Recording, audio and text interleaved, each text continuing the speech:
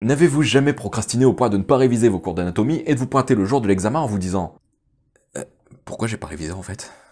Soyons honnêtes, ça nous est tous déjà arrivé. Et dans la plupart des cas, c'est dû aux animés. Bah ouais, on en commence un nouveau, on se dit qu'on se regarde qu'un seul épisode, et hop, au bout de quelques secondes, plusieurs heures sont passées. Perso, j'ai jamais compris ce maléfice. Mais si je vous disais qu'aujourd'hui, il est possible de procrastiner tout en révisant. Aujourd'hui, on va parler de Hataraku Saibo Black. Et croyez-moi, si vous avez des révisions qui portent sur la biologie cellulaire, alors réviser ne vous aura jamais autant plu qu'après cette vidéo. Bon, par contre, ça s'applique uniquement à ceux qui travaillent sur la biologie. Malheureusement, il n'y a pas encore d'animé sur le théorème de Pythagore ou sur les différentes conjugaisons françaises. Désolé.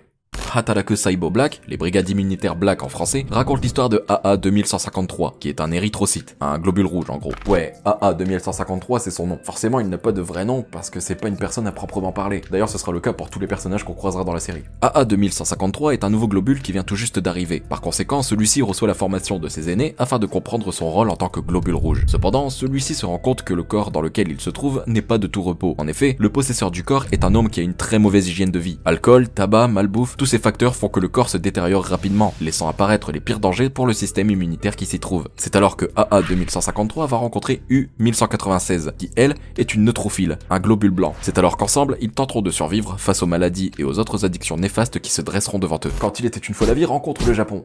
Bah ça donne de la bonne grosse baston bien sanglante mais malgré tout très éducative. Personnellement en un seul épisode j'ai appris plus de trucs qu'en 3 ans de lycée. Bah c'est peut-être parce que j'écoutais pas en cours aussi. On va suivre deux personnages que tout oppose. L'un est apeuré par tous ces dangers qui se dressent devant lui, découvrant un aspect de son travail qu'il n'imaginait absolument pas. Et l'autre étant une puissante guerrière ayant l'habitude de lutter pour sa survie. Un contraste qui est certes notable mais qui crée un duo vraiment très intéressant. Au début de l'anime on nous explique quel est le rôle de chacun, comprenant ainsi qu'il existe différentes factions et qu'il est important de ne pas se focaliser uniquement sur le globule rouge et la globule blanche que nous suivrons. Il est important de rappeler ici que tous les personnages auront un rôle essentiel. Personnellement, j'ai vraiment été agréablement surpris par ce premier épisode, un animé qui a réellement une histoire originale pour le coup. Enfin, se battre pour sa survie, c'est un thème assez récurrent dans les animés, mais que ces combats se passent dans un contexte comme celui-ci, c'est à la fois original et vraiment très éducatif. Ah non mais je vous jure, en un seul épisode, j'ai commencé à faire gaffe à moi-même. Hein. Genre maintenant, quand je m'apprête à manger un truc pas ouf, bah je me dis que ça se passe peut-être comme ça dans mon corps.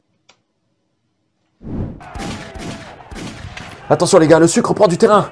Capitaine, on a un problème. Johnson, qu'est-ce qui se passe? Le possesseur du corps envisage de s'enfiler un paquet de chips. Mais on est seulement en train de se battre avec le sucre du clafoutis qu'il a mangé juste avant.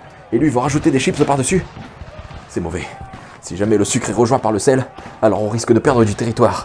Et les artères risquent de se boucher. Alors qu'en fait, c'est moins palpitant.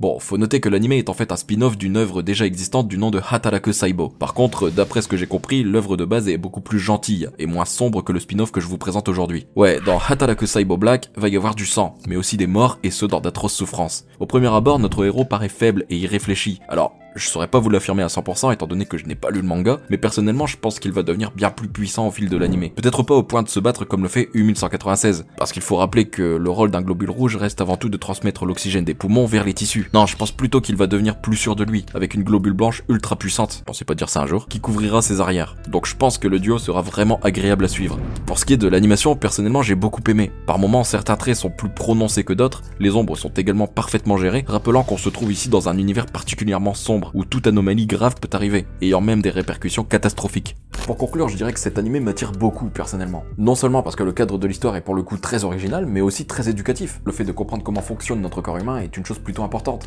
Et le découvrir de la sorte, c'est génial quoi. Dans l'œuvre de base, les scénaristes avaient fait en sorte que l'animé soit tout public, histoire d'initier petits et grands à l'importance de bien prendre soin de son corps. Ici, dans ce spin-off, il n'est plus du tout question de sensibiliser les enfants, mais bel et bien les adultes. Au moyen d'un animé sombre et sanglant, on nous fait comprendre que tout excès, tabac, alcool ou même malbouffe, peut vraiment détériorer le corps humain, plus qu'on ne le pense. Alors, ouais, je sais qu'on nous rabâche souvent partout de prendre soin de nous, que ce soit à la télé en nous disant mange au moins 5 fruits et légumes par jour. Que personnellement je n'applique pas du tout ayant trop peur de ressembler à un potager, ou alors vis-à-vis de la société qui a tendance à bien te faire remarquer quand tu as pris 2 ou 3 kilos, surtout après les fêtes de fin d'année. Mais l'important c'est pas de correspondre à l'idéal collectif, si vous êtes bien dans votre corps, qu'importe sa corpulence, c'est le principal. L'important c'est d'éviter les excès, non pas pour être beau physiquement, mais pour être bien là-dedans. Et c'est justement ce que cet animé nous fait comprendre. Et personnellement ayant repris le sport depuis peu et suivant un régime plus sain, cet animé ne pouvait pas mieux tomber. Bref, voilà ce qui conclut cette vidéo. Ouais, malheureusement en un seul épisode j'ai pas non plus matière à épiloguer quoi. En tout cas j'espère que je vous aurai au moins donné envie de regarder l'animé, ce serait bien. D'ailleurs en parlant de sang, si jamais vous êtes intéressé par mon t-shirt et par le fait de cacher que vous soyez une goule qui a un intérêt pour le sang humain, alors vous pourrez le retrouver en description. Comme d'habitude, n'oubliez pas de balancer votre plus gros kamehameha sur le pouce bleu et de vous abonner pour ne pas louper la prochaine vidéo. Ça m'aiderait beaucoup. Sur ce, moi je vous laisse, je vous fais des bisous, et je vous dis à plus dans une prochaine vidéo. Ciao.